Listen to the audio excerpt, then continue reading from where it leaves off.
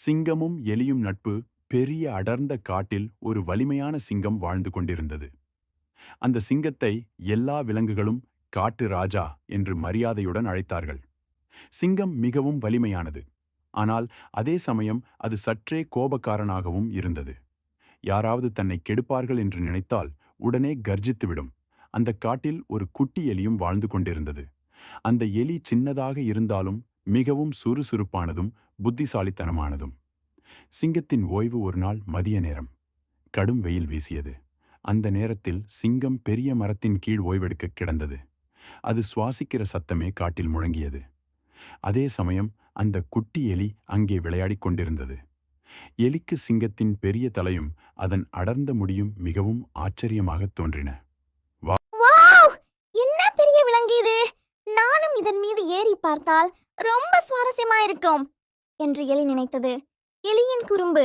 அதனால் அந்த எலி மெதுவாக சிங்கத்தின் காலில் ஏறியது. பின்னர் அதன் முதுகில் ஏறி ஓடத் தொடங்கியது. He he he! என்ன சுவாரஸ்யம் என்று எலி சிரித்துக்கொண்டே ஓடியது. ஆனால் சிங்கம் தூங்கிக் கொண்டிருந்தது. அதன் தூக்கம் கலைந்தது. சிங்கம் திடீரென்று கண்களை திறந்து கர்ஜுஜ் என்று முழங்கியது. எலி பயந்தது. அது ஓடிப்போக முயன்றது. ஆனால் சிங்கம் அதை தனது பெரிய கையால் பிடித்துக் கொண்டது. அட குட்டி எலி, நீ என்னை தொந்தரவு செய்ய நினைக்கிறாயா? இப்போது உன்னை நான் சாப்பிட்டு விடுவேன் என்று சிங்கம் கோபமாகச் சொன்னது. எலியின் வேண்டுகோள் எலி நடுங்கிக் கொண்டே சொன்னது.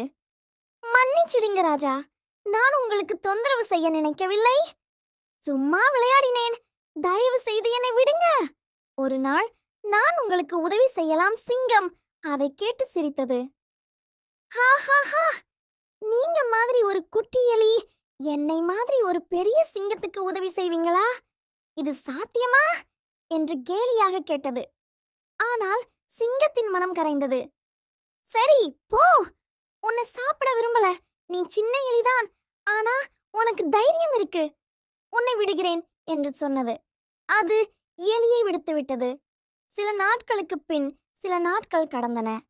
ஒரு நாள் சிங்கம் காட்டில் சுற்றி திரிந்து கொண்டிருந்தது. அப்போது